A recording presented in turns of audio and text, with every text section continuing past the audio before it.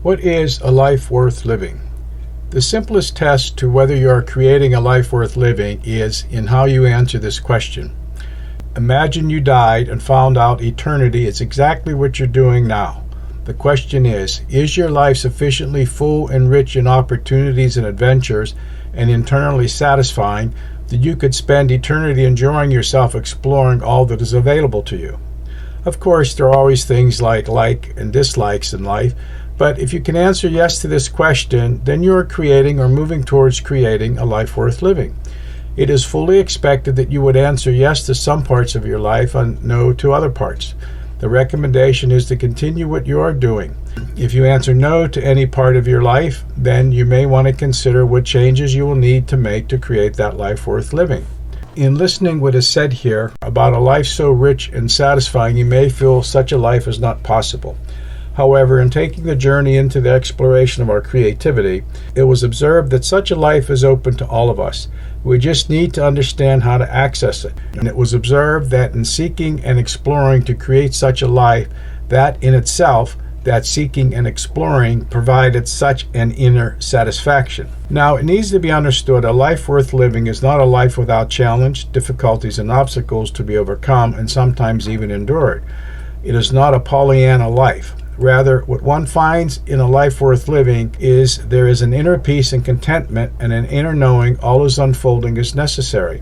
The key to creating a life worth living is learning to discerning our own truth, following our internal compass and intuitive guidance, and learning to nurture one's true needs to do the things in life that serve us and our unfoldment. The primary challenge is to move past our programming and the events of life that lead us away from expressing and living our own unique truth. Here it needs to be noted, nurturing our true needs is not about being narcissistic. Nurturing a true need allows for the individual to grow and expand into the beauty of their own truth. To determine if anything we do is helping to create a life worth living, there are two tests that we can perform. One is a feeling test, the other is a mental test.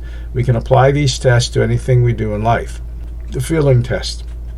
If what we read, learn, and or what we do in life gives us a feeling of fullness in our being, a calmness, a feeling of expansion, a lightness of being, we appear to become more awake and aware, or our curiosity is awakened, or we experience any other feeling of freedom and or that we are being encouraged to become more than we perceive ourselves to be, then what we do in some way is serving us and allowing us to move in the direction of that life worth living. If, however, we feel there is a constriction, a confinement, or any other feeling that our freedom is being restricted or we are being pushed to become less than we are or become bound, then what we do is not serving us and will not help us create a life worth living, or at least not for us at this point in our life, and we should look elsewhere for what we seek. In looking back over our life from this moment, can we answer yes to each of these questions? The first question is, if I had to live my life over, all of it, would I choose to live it more or less the same way? It has been a good life and I created well. Alternatively said, the life I am living is so rich and full that I cannot fully savor all that I experience in the time that is available. The second question is, if I had to spend eternity living the life that I have lived, all of it, I find my current life to be a very acceptable way to choose to live eternity. If you can answer yes to these questions, it is recommended you enjoy the life you have, make a toast, and be grateful for the experience of life and wonderment of the universe. You are living a life worth living. If, however, you answer no to these questions, whole or in part, at some level you may be feeling life can be better, and you are invited to consider what you are doing in life. For whole or in part, you are not creating a life worth living. Now, it needs to be understood, creating a life worth living is unique to our own truth. Only we know what will help us create a life worth living. We will have to look inward to see what really makes us feel alive at each and every level of our being. Here are 4 recommendations that can assist one to create a life worth living. Explore our own truth. Learn to focus on and explore our own truth. Become aware of what is in us and what arises from deep within our being as opposed to what we think and believe. Much of what we think and believe is based upon enculturation, the early programming by early caregivers in society. We each need to look to see what is our truth that we know and can feel is our truth. Use our internal compass. We need to learn to use our internal compass. We need to calibrate our internal compass and learn what thoughts, words, actions, and memories serve and don't serve our truth. What serves us to allow us to move into the fullness of our being. Write our eulogy. One's death is probably the clearest endpoint we each are capable of contemplating one way or another. It is the endpoint for all that we do in our current life. All of our efforts are brought to an end at this point. The question that can be asked is, at the time of my death, whenever that may be, will I have completed all that I desire, and will I be remembered in a way that I'd like to be remembered?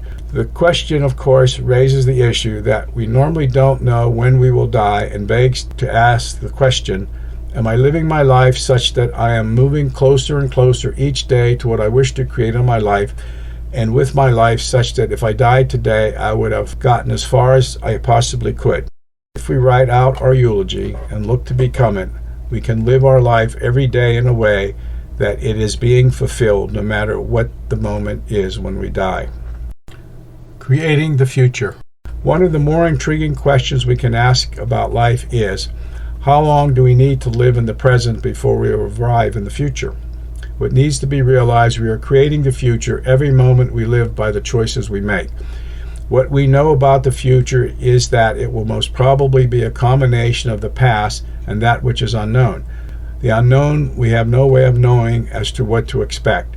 As for the past, if we don't change the way we made our decisions, we will recreate the past in a new way. In reviewing the decisions of the past, we can become aware of how we need to change our thinking and look to create a future unlike the past.